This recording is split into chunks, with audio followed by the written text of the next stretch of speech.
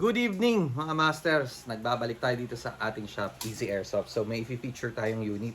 Kasi ngayon lang kami nagkaroon nito. So syempre gustong gusto nating i-review yung ating bagong dating na unit. This is VFC iOS 556 Maruyama. Ayan mga master. Ito yung unit. So foldable ng kanyang butt. As you can see. Napaka-pogi. And polymer yung lower, pero yung upper is metal railings. And as you can see, ambidextrous yung pangkasa niya. Ito, pwede dito sa kaliwa, pwede rin dito sa kanan, para doon sa mga left-handed. Tunog, pakinggan nyo yung tunog ng kasa, diba? Kasolid. Yan. So may lamang pambala yung chamber. Siguro tinest to sa sa factory o kaya sa supplier abroad. May laman yung chamber. And ayan, nandito yung hop-up adjustment niya. Nakalagay dito, hop adjust. Ayan, sa harap. Okay? So, ngayon, tingnan natin kung ilang FPS. Nga pala, ganito yung kanyang magazine. So, probably fit dito yung VFC M4 Mags, HE416 Mags, or M4 Mags. Pasok po yan dito. So, subukan na natin. Salpak natin to mga master. And, let's see kung ilang FPS. Pero syempre, dahil may bala na yung chamber, ayan, nakakasa na siya. Sasalpak lang natin yung magazine. And I think puputok na to. Kung hindi ako nagkakamali. Kasi may laman na yung chamber. So,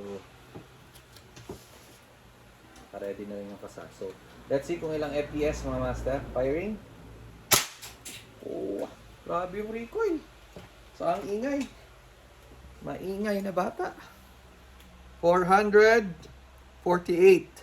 And I'm using green gas number 12. Okay, wala pang ginagalaw sa hop-up adjustment. I'm not sure kung meron tong NPAS kasi yun din yung question ko. Pero yeah, we'll have to check. Pero so far, 448 using green gas. And pakinggan nyo yung tunog. Napakalutong. Grabe. Saka, bilis niyang pumutok. Parang ano lang. Hindi naman hairline trigger, pero hindi malalim yung trigger niya. 439. Isa pa. Again, green gas yan ha. Number 12 ang gamit natin. Paano pa kung power up? 435.7. So, try natin yung burst. Or, teka lang. Try ko nga adjust yung hop up. Kasi nandito sa harap yung hop up. Yung magbabago yung FPS. 431.4.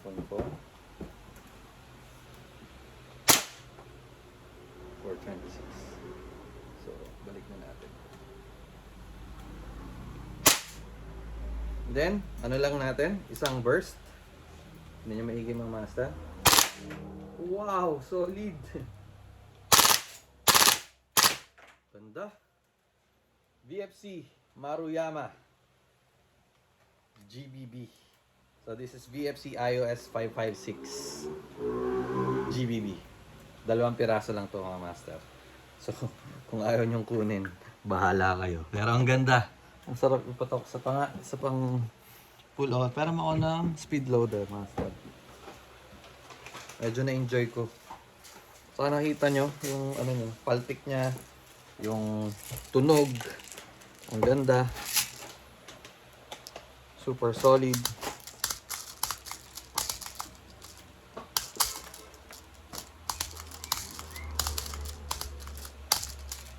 Alright. So, tingnan rin natin kung okay pa yung gas. Kasi kinargahan natin yan ng mga 6 or 7 seconds. Hindi ko na ulit kakargahan. And, so ulit natin. So, semi muna ulit tayo. Na-enjoy ko talaga yung ano niya, yung recoil.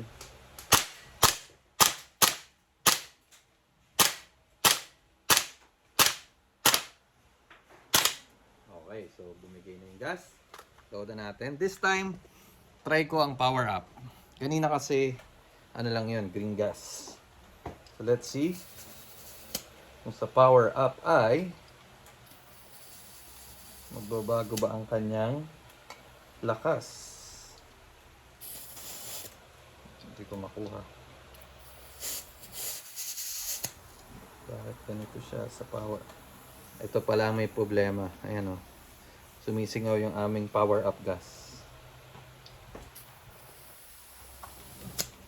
Kala ko dito sumisingaw. Yan pala siya. So minsan yan yung issue sa mga gas natin. So hindi natin maiwasan yan. At hindi natin kasalanan yan. Kasalanan ng factory yan. So subukan natin. So using power up gas.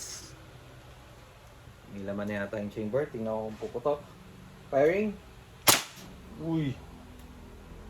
433. Tingnan ko lang. Kasi kanina hinap adjust ko eh. Balik ko lang.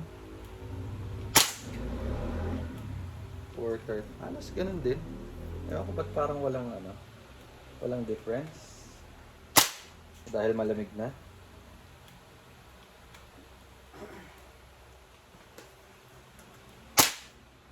Pero grabe yung lagapak.